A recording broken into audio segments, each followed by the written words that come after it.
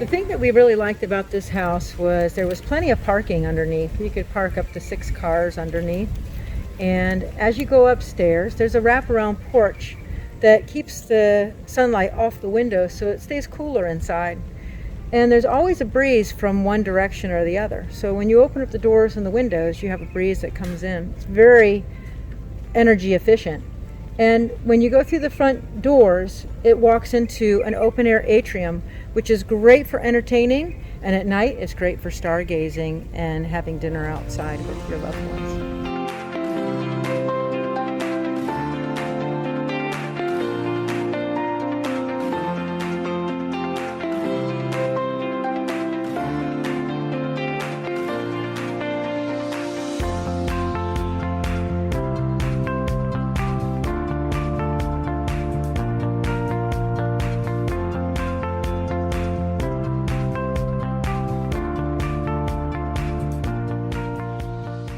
The air conditioning units, the compressors and the condensers and the air handlers are under the house, so they're protected from the weather. This water system was put in by Aquasoft.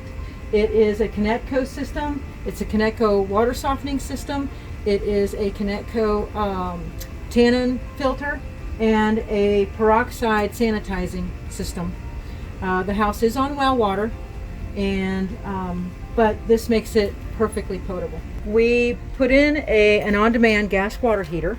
It's a Noritz, and you can have 40 people in the house. They all can take hot baths, hot showers. You can run the washer, you can wash dishes, and you'll still have plenty of hot water. This one was a nice little feature because this is like a little doggy daycare, so that if you don't want your dog or cat to mess up the house while you're at work, you can bring them out here. You can put a little chair out here, a little bed.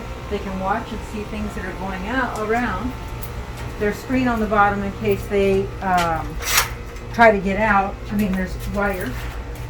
And it's also air conditioned. It's tied into the air conditioning so they can have their little bed, water, food in here. It also has the shelves so that you can store things in, and a little doggy door that they can come in and out as they please. Air conditioned, we use this one for lawn equipment, things to take care of the property, landscaping equipment. This is air conditioned. It can be used for whatever you want. That one we already looked at, which is the main workshop.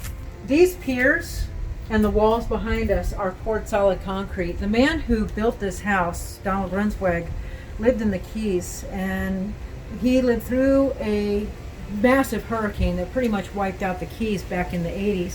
So when he built this with that in mind.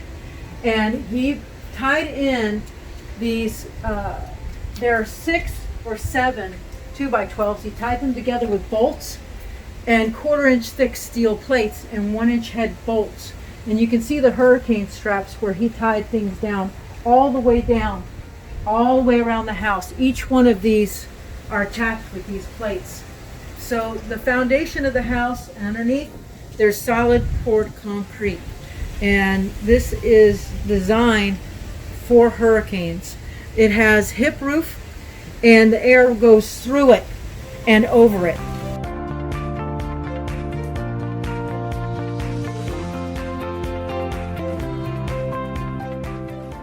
This is a freshwater lake. It has a 12-inch pipe that goes from the left corner underneath the property all the way to the back canal, and the height of the canal in the back is the same height as the lake. So this is actually living water. It is not stagnant, and if we have a lot of rain, the water comes up. If we don't, the water goes down. When they run the pumps and they backfill the canals, there's always water in here. We had koi in here, but the otters keep coming and eating them, so we opted just to let it stay with natural fish. The thing I really liked about this place was the privacy. Like I said, when we first got the place, we planted everything. I have teddy bear palms, coconut palms, triangle palms, Madagascar palms, date palms. We've planted cypress all over the place. Oh, there's a Dancy tangerine right there, I forgot. We have the Royal Ponciana, and we have dragon fruit and orchids climbing up that one.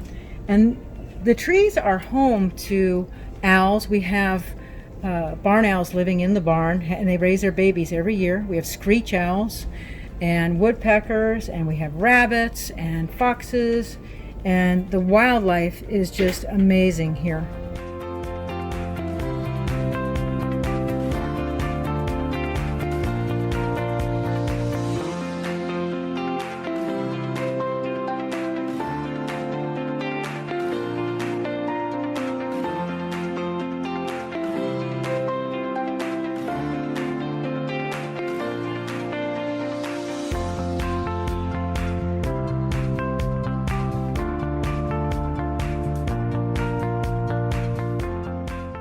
Very, very good architect named John Nossel that engineered it. We wanted it engineered for hurricane code. We also wanted it engineered for maximum breezes and ventilation, so it stays cool in the summer. We built the barn on a pad that we built 3 foot higher than the minimum that the county required, because in the event, should there ever be a water event, we wanted the horses high and dry. We brought in fill, number 1 fill, and then we put a 1/4 to 1/2 inch P-rock on top of it for maximum drainage. And my horses were barefoot, and as they walked through it, it acted like a giant emery board. Over here is a little paddock. You can see little rocks there, and this is what we kept our goats in. I had a dairy farm here, and we had our little dairy goats here. This is a single paddock that can be converted into 2 for the 2 stalls behind the barn here. One can be enclosed, one is open if you have a horse that is claustrophobic. We have larger rock down for drainage, and we have rubber mats on top for the stalls. We have coconut trees all over the property. I tried to do a little food forest so that it's nice to go out to your property and collect food to eat. I have avocado trees. We have dragon fruit growing all over everything. Going back this way, we have coconuts. This walkway takes us to the chicken coop and a storage shed. And this is all number 2 fill, but here we have recycled stone as a pathway so that if we're not walking in mud after a rainstorm. And we have papayas here, and we have a 50-year-old silk oak.